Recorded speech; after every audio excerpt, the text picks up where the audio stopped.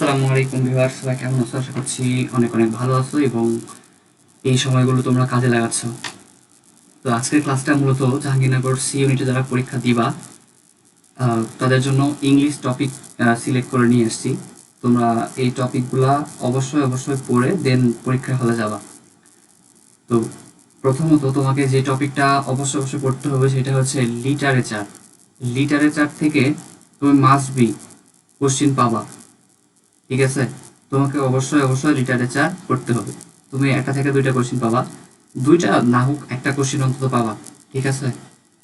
তো এই জন্য তোমাকে হচ্ছে লিটারেচারটা ভালো করে পড়তে হবে। আর এই লিটারেচারের মধ্যে কি পড়তে হবে এটা আমি বলে দিতেছি, একটু ওয়েট করো। এরপরের বিষয়টা হচ্ছে গ্রামার।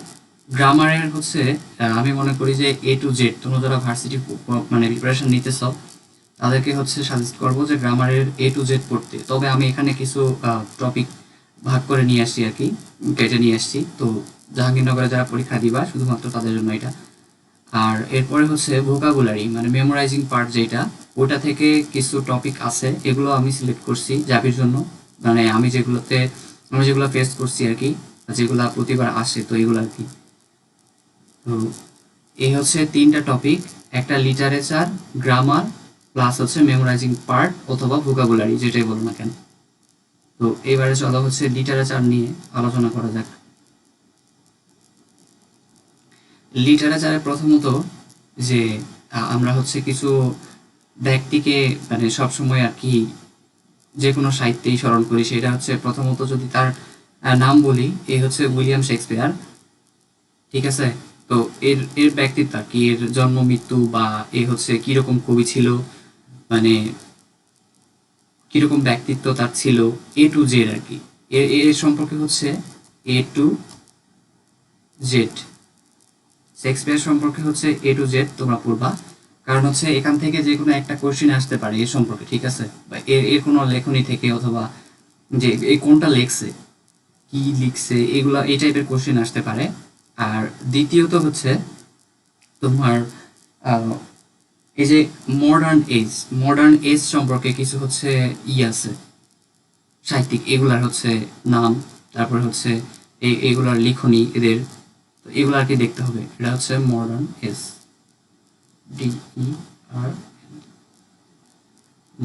এজ, ঠিক আছে? তো এই মডার্ন এজ সম্পর্কেও তোমাকে বিস্তারিতভাবে পড়তে হবে। তবে এখান থেকে যেহেতু একটা থেকে দুইটা কোয়েশ্চেন আসে, এগুলোতে আগে ফোকাস করবা না, ফোকাস করবা হচ্ছে গ্রামার পার্ট এবং হচ্ছে মেমোরাইজিং পার্ট, ওই দুইটাই মেন। তবে এখানে আরেকটা জিনিস, সেটা হচ্ছে প্যাসেজ। আচ্ছা, প্যাসেজ নিয়ে পরে বলতেছি। মডার্ন এজ, তারপরে হচ্ছে যে তোমার কিছু রোমান্টিক কবি আছে, ঠিক আছে? তো এদের সম্পর্কে জানতে হবে। রোমান্টিক পোয়েট, ঠিক আছে? এই রোমান্টিক পোয়েট সম্পর্কেও তোমাকে জানতে হবে। এগুলা হচ্ছে মানে বেশি কিছু না, জাস্ট আমরা এই মুখে মুখে যাদের নাম আর কি বলে থাকি, তোমরা হচ্ছে গুগল থেকে এগুলা বের করে নিতে পারবা, হাতে তো ফোন আছে, প্যারা নেই। তো তারপরে যদি আসি, এটা হচ্ছে তোমার কি বলে এটাকে,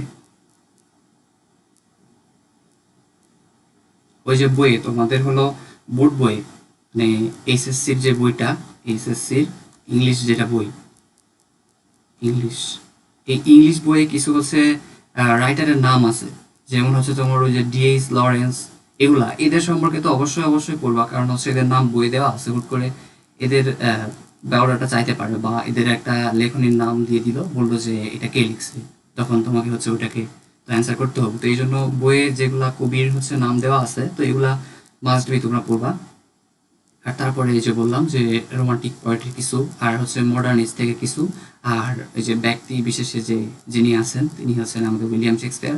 তো উইলিয়াম শেক্সপিয়ার সম্পর্কে অবশ্যই অবশ্যই পড়বা। তারপরে মডার্ন এজ, রোমান্টিক পোয়েট, আর ওই যে বোর্ড বই থেকে আর কি, বোর্ড বইয়ের ইংলিশ বই থেকে যে কবিগুলো আছে, এগুলাকে একটু দেখবা হালকা পাতলা, দু একবার দেখলে এগুলো মনে থাকবে আর কি। এরপরে চলো গ্রামার পার্টে। তো গ্রামার পার্টের প্রথম যে বিষয়টা হচ্ছে সেটা হলো পার্টস অফ স্পিচ, ঠিক আছে? Parts of parts of speech, ঠিক আছে? তো এইটা এইটা থেকে অবশ্যই অবশ্যই কোশ্চিন আসবে, হ্যাঁ, সেটা হোক নাউন অথবা হোক প্রোনাউন। কিন্তু জাবির জন্য সিলেক্ট করা টপিকগুলো হচ্ছে এই যে নাউন, অ্যাজেক্টিভ অ্যাজেক্টিভ এবং হচ্ছে অ্যাডভার্ব, কারণ এই তিনটে টপিক থেকে বেশি কোশ্চেন আসতে দেখা গেছে।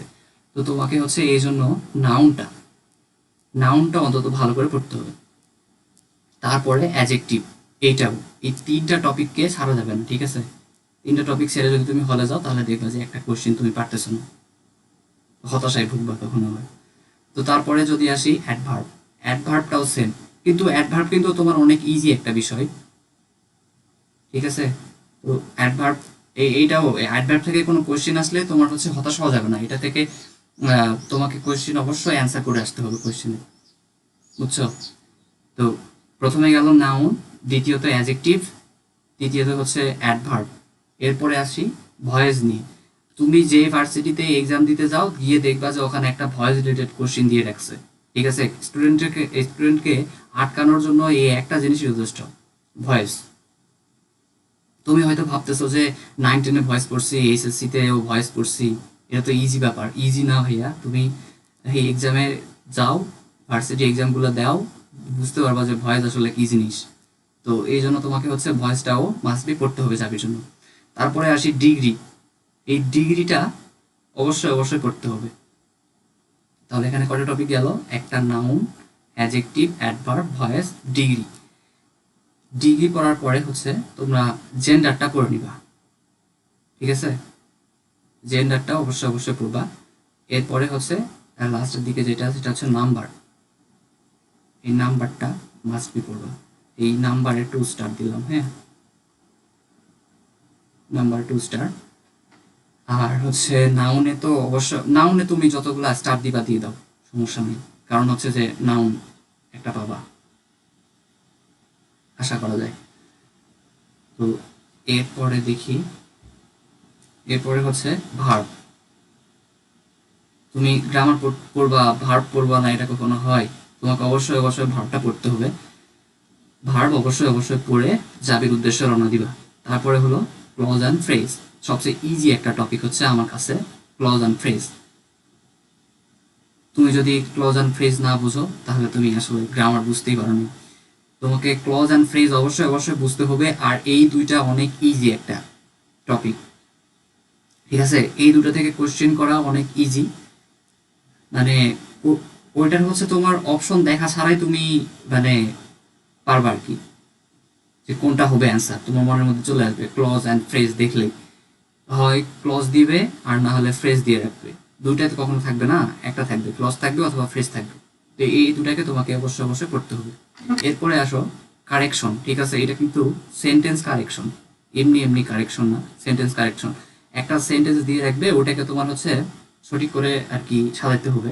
যদিও অত প্যারা খাইতে হবে না, ওখানে অপশন দেওয়া থাকবে, এখন তুমি দেখে বুঝবা যে আসলে ওই গ্যাপটাতে কি বোঝাইতে হইতেছে, বা ওই সেন্টেন্সটা উলট পালট করে কেমনে লিখছে, এটা তোমাকে তুমি দেখলে বুঝতে পারবা যে আসলে টেন্স অনুযায়ী উলট পালট করে দিছে, না হচ্ছে কোন ওয়েতে ওইটাকে মানে উল্টা হয়ে সাজাইছে, এটা তুমি বুঝতে পারবা। তো যাই হোক, কারেকশন নিয়ে কিছু বলতেছি না, কারেকশনটা অবশ্যই অবশ্যই পড়বা গ্রামার পার্ট থেকে। এরপরে হচ্ছে পিন পয়েন্ট ইরর, ঠিক আছে? পিন পয়েন্ট ইররটা আমার হচ্ছে, আমি জাবির লাস্ট শিফটে পরীক্ষা দিয়েছিলাম, তো আমার শিফটে হচ্ছে পিন পয়েন্ট ইররটা ছিল। এটা হলো কিরকম কোয়েশ্চেন, যে দেখো এখানে একটা লিখছে আই, ঠিক আছে, এরকম নিচে মানে আন্ডারলাইন করছে আর কি, এরপরে ব্লা ব্লা সামথিং কিছু একটা লেখা আছে, তারপরে হচ্ছে এখানে আরেকটা ওয়ার্ড দেওয়া আছে, দিয়ে ওটার নিচে আন্ডারলাইন করছে, ঠিক আছে? তো এখন হচ্ছে ওই গিয়ে বলবে যে মানে সেন্টেন্সটাতে ভুল কি আছে। এখন তোমাকে সেন্টেন্সটা তুমি যদি পড়ো তাহলে তুমি অটোমেটিক্যালি বুঝতে পারবা যে আসলে এই প্রথমে ভুল আছে, না মাঝখানে ভুল আছে, নাকি লাস্টের দিকের এই আন্ডারলাইন করা অংশটাতে ভুল আছে, ঠিক আছে? এটাতে হয়তো বা নাউন নিয়ে প্যাচ লাগাইতে পারে, অথবা হচ্ছে তোমার টেন্স নিয়ে প্যাচ, বিশেষভাবে বিশেষত তোমার হচ্ছে টেন্স নিয়ে নিয়ে করতে পারে আর কি, মানে ঝামেলা লাগাইতে পারে। তো এই জন্য টেন্সটাকে মূলত ভালোভাবে পড়তে হবে, তাহলে তুমি এই পিন পয়েন্ট ইয়রটা অন্তত পারবা। তাই বলে ভাইবো না যে হচ্ছে এটাতে শুধু টেন্সই দিয়ে রাখবে, এমন না, এটাতে টেন্স, তোমার হচ্ছে প্রিপোজিশন, এগুলো আর কি, মানে এই নাম্বার দিয়ে রাখবে, সিঙ্গুলার প্লুরাল, তোমার হচ্ছে কোনটার পরে কোনটা বসলে প্লুরাল হয়ে যায়, এগুলো তো জানো। তো এই টাইপের জিনিস আর কি পিন পয়েন্ট ইররে থাকে। তো এটা নিয়ে ঘাবড়ানোর কিছু নাই, এটা অনেক ইজি একটা জিনিস যদি তুমি বোঝাও। এরপরে আসো এমবেডেড কোশ্চিন অ্যান্ড হচ্ছে ড্যাংলিং মডিফায়ার, এই দুটাকে আলাদাভাবে লেখার উচিত ছিল লেখাটা, বাট আমি লিখি নাই আর কি। তো এমবেডেড কোশ্চিনটা মোটামুটি একটা ইজি জিনিস, হ্যাঁ, মানে গ্রামার না পড়লেও এই জিনিসটা একবার দেখলে তুমি পারবা। তো আমি এই জন্য বলবো যে এটা পরীক্ষার হলে দেখে যাবা, যদি আসে তো অ্যান্সার করতে পারবা ইনশাল্লাহ। ট্যাংলিং মডিফায়ারও সেম জিনিস, এই দুইটা প্রায় সেম সেম জিনিস। মানে কি বলবো, যে টেন্সের মতো যেরকম শ্যাল, উইল, হ্যাভ, হ্যাজ, হ্যান ত্যান এইগুলো মনে রাখতে হয়, তো এরকম আসলে এখানে কিছুই না। জাস্ট একটা কোয়েশ্চেন যদি তুমি সলভ করো, তো নেক্সট কোয়েশ্চেনগুলো ইজি ওয়েতে সলভ করতে পারবা, ঠিক আছে, এটা তো কোনো প্যারা খাইতে হবে না। এরপরে আসো ওই যে sentence and transformation of sentence, তো এটা তোমাকে মাস্ট বি পড়ে যাইতে হবে, ঠিক আছে। তুমি যে ভার্সিটিতে এক্সাম দাও না কেন, তোমাকে হচ্ছে এই sentence and transformation of sentences এটা তোমাকে অবশ্যই অবশ্যই পড়তে হবে, 100% পড়ে যেতে হবে, ঠিক আছে, এটাতে কোনো ছাড় নাই। তো এই ছিল মূলত হচ্ছে গ্রামার পার্ট নিয়ে কথাবার্তা। এবারে চলো ভোকাবুলারিতে যাই। আচ্ছা, ভোকাবুলারি তোমরা, আমি জানি অনেকে ভয় করো যে আসলে এতগুলো পড়বো কিভাবে, এত জিনিস মনে রাখবো কিভাবে। এটা আসলে মানে ওইভাবে মনে রাখতে হয় না। তবে অ্যাডমিশন রিলেটেড যে বইগুলো আছে, যেমন হচ্ছে তোমার স্মার্ট ভোকাবুলারি কথা বলি, স্মার্ট ভোকাবুলারি যে বইটা, ওইটা আমি পড়ছিলাম, তো ওইটা থেকে আর কি মোটামুটি যেগুলো পড়ছিল আলহামদুলিল্লাহ কমন পাইছিলাম। তো ভোকাবুলারি জন্য তোমরা মেইন যে টপিকে ভয় পাও সেটা হচ্ছে সিনোনিম আর অ্যান্টোনিম, ঠিক আছে। তো সিনোনিম অ্যান্টোনিম নিয়ে ভয় পাওয়ার কিছু নাই, আর পড়াশোনা বাদ দিয়ে সারাদিন সিনোনিম অ্যান্টোনিম নিয়ে পড়ে থাকার কিছু নাই। সিনোনিম অ্যান্টোনিম হচ্ছে স্মার্ট তুমি যেই ভোকাবুলারি বই কেনো না কেন, ওই বইয়ের হচ্ছে ওই বিগত বছরের কোয়েশ্চেনগুলো সলভ করবা, সিনোনিম অ্যান্টোনিম এগুলো, হ্যাঁ, ওইভাবে মনে রাখার দরকার নাই। এগুলো জাস্ট দিনের মধ্যে যে সময়টাতে তুমি বসে থাকবা ওই সময়টাতে হচ্ছে এই সিনোনিম অ্যান্টোনিম বের করবা, সিনোনিম অ্যান্ড অ্যান্টোনিম এই দুইটা জিনিস বের করবা, বের করে হচ্ছে মানে চোখের সামনে একটু দেখবা আর কি, ঠিক আছে। মানে একটা জিনিসের ওইটার সমার্থক শব্দ বিপরীত শব্দ এটা তো বের করা আসলে তো অতটাও কঠিন না। তো এই জন্য আমি বলতেছি যে বিগত বছরের কোশ্চেনগুলো সলভ করবা, তাহলে তোমার কাছে অনেকটা ইজি লাগবে, আই হোপ। তো সিনোনিম অ্যান্টোনিম মনে রাখার হচ্ছে এটাই ইজি ওয়ে। সবসময় সিনোনিম অ্যান্টোনিম পড়লে কিন্তু ভুলে যাবা। আমি ওরকম অনেক পড়ছিলাম সিনোনিম অ্যান্টোনিম, তো লাস্টের দিকে গিয়ে মানে বের করলে আর মনে থাকে না, আসলে প্যাচ লাগে যায় যে এই কোনটার সাথে কোনটা কি এরকম। তো এই জন্য লাস্টের দিকে সিনোনিম অ্যান্টোনিম পড়া কমাই দিছিলাম, তো ওটাই ভালো হয়েছে আর কি। তো এরপরে আসো স্পেলিং। স্পেলিং ভাইয়া অবশ্যই অবশ্যই তোমাকে পড়তে হবে, কারণ স্পেলিং, তুমি যদি তোমার যদি স্পেলিং ঠিক না থাকে তাহলে তো গেল, তাই না। তো এই জন্য তোমাকে হচ্ছে স্পেলিংটা মাস্ট বি, মানে পরীক্ষার হলে ঢোকার আগে পর্যন্ত তুমি স্পেলিংটা দেখবা, আর মনে মনে স্মরণ করবা যে এটা স্পেলিং ওইটা, ওইটা স্পেলিং ওইটা, এমনভাবে দিয়ে রাখবে যে তুমি বুঝতেই পারবা না যে আসলে স্পেলিংটা ভুল আছে, ঠিক আছে।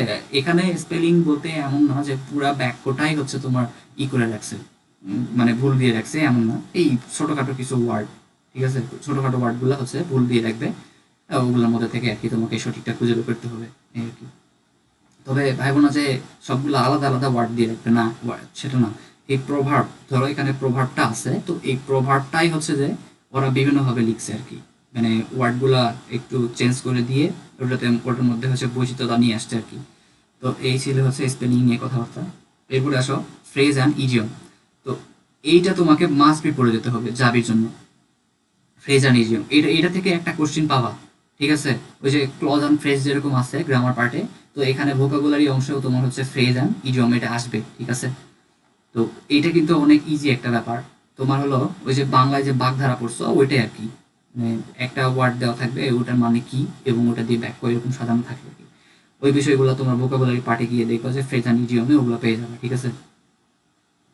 তো ওইটা আর কি, হয়তো বা দেওয়া থাকবে যে মানে বড় একটা লাইন দিয়ে বলবে যে এটার মানে শর্ট ফর্ম নিচের কোনটি, অথবা শর্ট ফর্ম দিয়েই বলবে যে এটার তোমার হচ্ছে এটা আর কি পুরো ফুল ফর্মটা নিচের কোনটি, এটা। তো এভাবে হচ্ছে ফ্রেজ অ্যান্ড ইডিয়মটা তোমরা হচ্ছে অ্যান্সার করতে পারবে।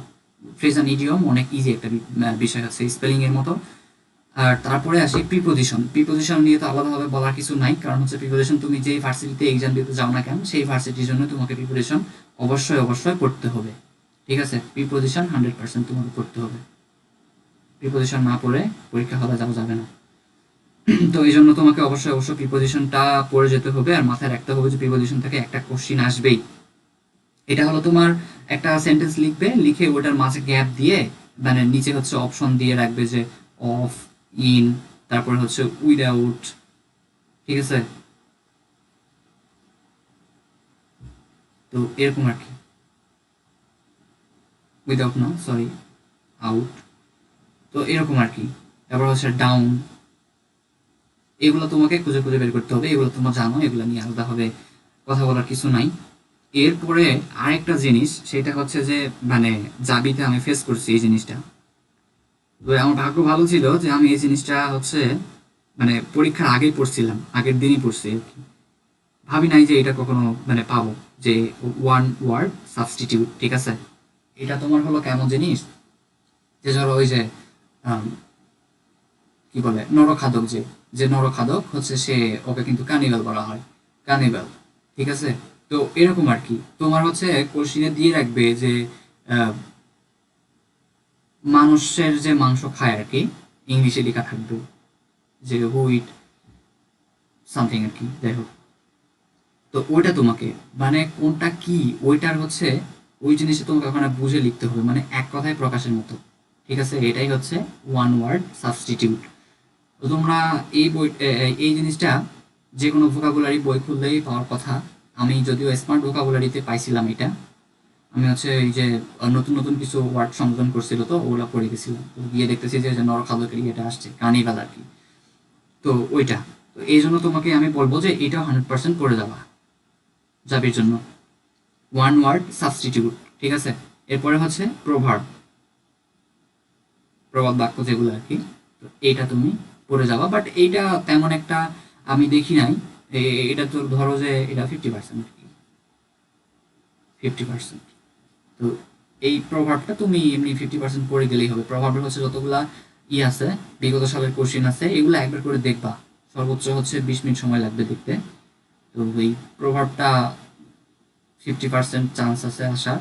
তো এটার জন্য আর কি করবা 20 মিনিটস। এটার জন্য তোমার এমন কোনো সমস্যা হবে না আই থিঙ্ক। আর ওয়ান ওয়ার্ড সাবস্টিটিউট, এটা থেকে ইনশাল্লাহ একটা কোশ্চেন পাবা। ঠিক আছে, মানে এক কথায় প্রকাশের মতো আর কি, দেখলেই বুঝতে পারবা। যাই হোক, তো এই ছিল কথা। ভোকাবুলারিতে মোট হচ্ছে 6টা অংশ আমি নিয়ে আসছি, মোটামুটি কমন টপিক এগুলো আর কি, যে এ কয়টা আসবেই এরকম আর কি টপিক এগুলো: synonym, antonym, spelling, phrase and idiom, তারপর হচ্ছে তোমার প্রিপোজিশন, ওয়ান ওয়ার্ড সাবস্টিটিউট, আর হচ্ছে যে প্রভার্ব। ঠিক আছে, তো এই ছিল মোটামুটি হচ্ছে গ্রামার পার্ট নিয়ে কথাবার্তা।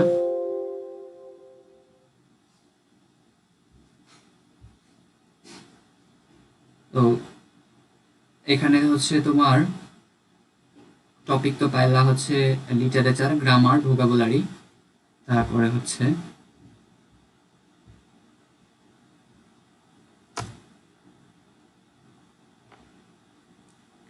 আচ্ছা একটু সমস্যা হয়েছে, না এই চলে আসছে। লিটারেচার, গ্রামার, ভোকাবুলারি, এই তিনটে তোমাকে ইংলিশের জন্য মাস্ট বি পড়তে হবে। ঠিক আছে, তারপরে লিটারেচার থেকে কি পড়তে হবে এটা তো বলে দিলাম। এরপর হচ্ছে গ্রামার পার্ট, গ্রামার পার্টের কয়েকটা টপিক সিলেক্ট করছি, এগুলো থেকে দেখা দিলাম যে কেমনে কেমনে আসে, এগুলো বলে দিলাম। এরপরে হচ্ছে ভোকাবুলারি পার্ট, লাস্ট যেটা পার্ট মেমোরাইজিং পার্ট, এটা অবশ্যই অবশ্যই ভালো করে পড়ে দেবা। ঠিক আছে, ভালো করে, এটা অবশ্যই অবশ্যই ভালো করে পড়ে যাবা। তো ঠিক আছে, ভালো থাকো, আজকে এই পর্যন্ত, আবার দেখা হবে কোনো অন্য ভিডিওতে। আল্লাহ হাফেজ।